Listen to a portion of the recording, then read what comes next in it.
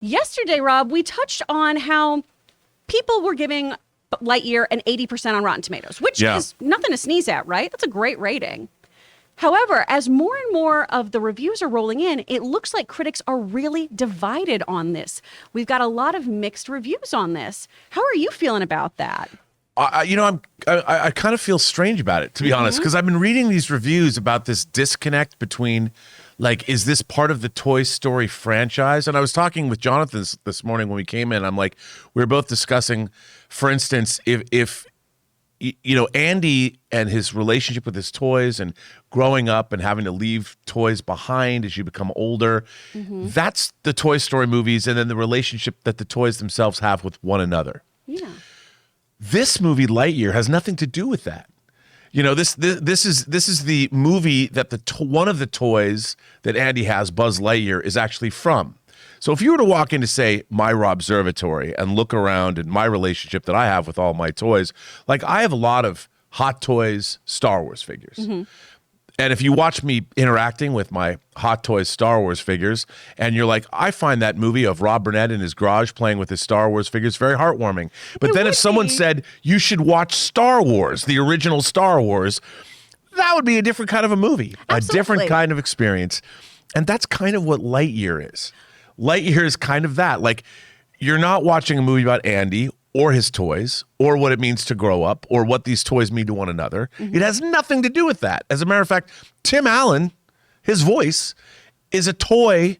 It's a recreation, because they probably couldn't afford the actor from the actual Lightyear movie to voice the toy. Which is a big thing in our industry, right? Is a lot of times you have a sound-alike who does either spin-off shows where they couldn't get the big-name actor because of a price tag or prior commitments. And a lot of the toys and everything, too, do have different people coming in and sounding like that character. And I think that's a really smart thing they did with this, of making Chris Evans have Tim Allen-esque moments. And I love the fact that they've made a movie that exists in the Toy Story universe that Andy actually went and saw and influenced him so much that he went out and bought a Buzz Lightyear. Like, I relate to that, and there's this meta thing going on there. There's so much I loved about that. Well, the movie itself, I thought, admittedly, we've only seen 30 minutes of it. I thought it was great. I love the design work. It's beautifully animated, and people are even complaining about that. And I don't understand why, because that was one of the things that first struck me, was how beautiful the retro sci-fi designs are in this film. I mean, it looks like it has a very 50s yet modern look to it. The design aesthetic is amazing, and there's a lot of touches on it touches on a lot of other previous science fiction classics. And so I thought the movie was the sci-fi premise was great, and I don't see this disconnect where people are like, well, this is more like a direct video sequel to the toys. I'm like, wait, what? Yeah. I mean, perhaps I'm wrong. I mean, I don't think you're wrong. From what we've seen of this movie, because again, to be fair, we have not seen the rest of this film. Right. Everything has to go really, really poorly in Acts 2 and 3, though, for our opinions, I think, to change here. But let's read a couple of these quick little reviews. This is all kind of compiled over on BBC. So The Telegraph said that this film was woefully half-baked and gave it just 1 star, whereas The Guardian says it's a crackin' origin story with a 4-star review.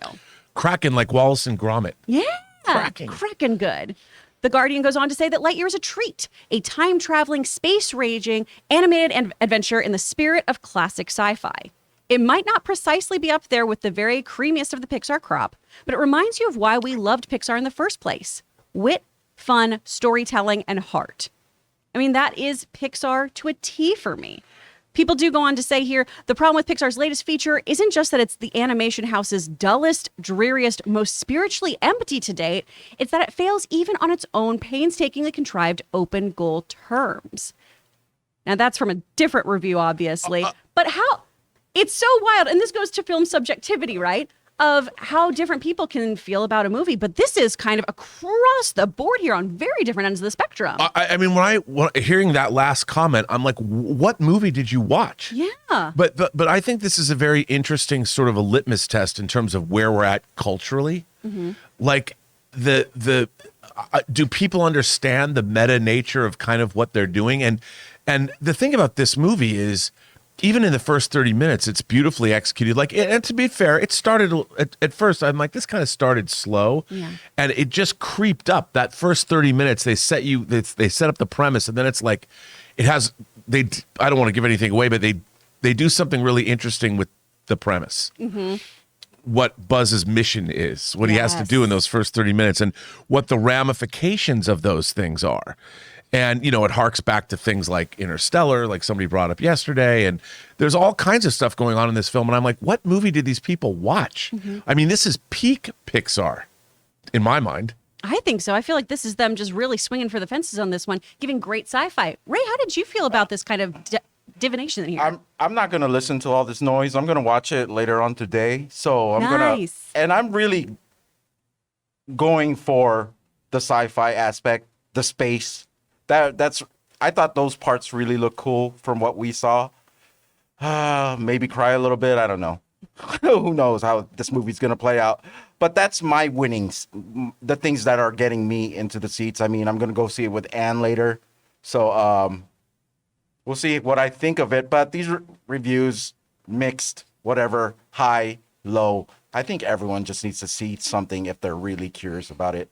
And just make their own decision. I mean, unless something is 0%, I mean, I even get 30% a chance. So if you have the resources to see something, it's best we see it with our own eyes, right? Yeah. That's what came out on Blu-ray yesterday? What came out on Blu-ray Morbius. Yesterday?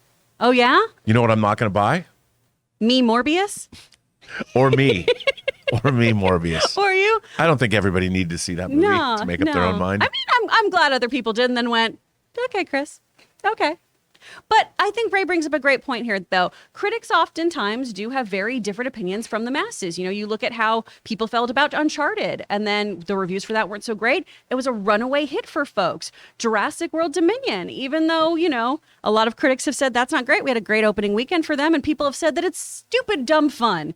For some people, it's a little too stupid, but a lot of people are enjoying that film. So, but this movie's getting unnecessarily slammed. That's how it feels. And which it's strange to me that why would you say this movie of all movies? Yeah. Well, and what's very interesting to me, too, is Pixar has always done a really amazing job, right, of making us connect to their characters so beautifully. And typically, it's to an inanimate object, a animal of some kind, something that, on the most surface level, we shouldn't connect to. So it's really, really interesting to me that there is this big disconnect here with certain critics and these characters, because I find them to be very relatable.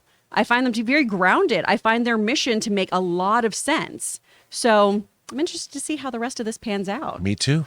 The question is up for you guys. How are you feeling about how divided people are on Lightyear? Who thought this would be the polarizing film of 2022? Oh my goodness. Cats and dogs living together, mass hysteria. Let us know how you are feeling about this down in the comment section below.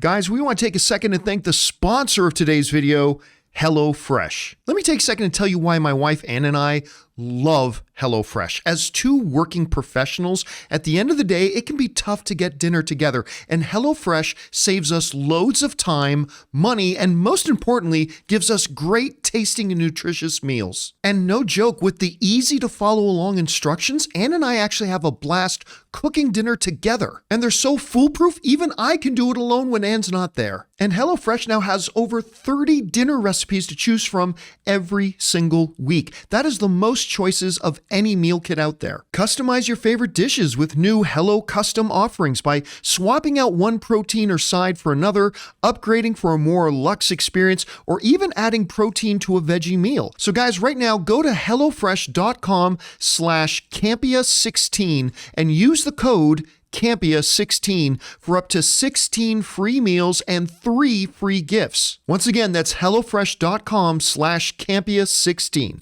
HelloFresh, America's #1 meal kit.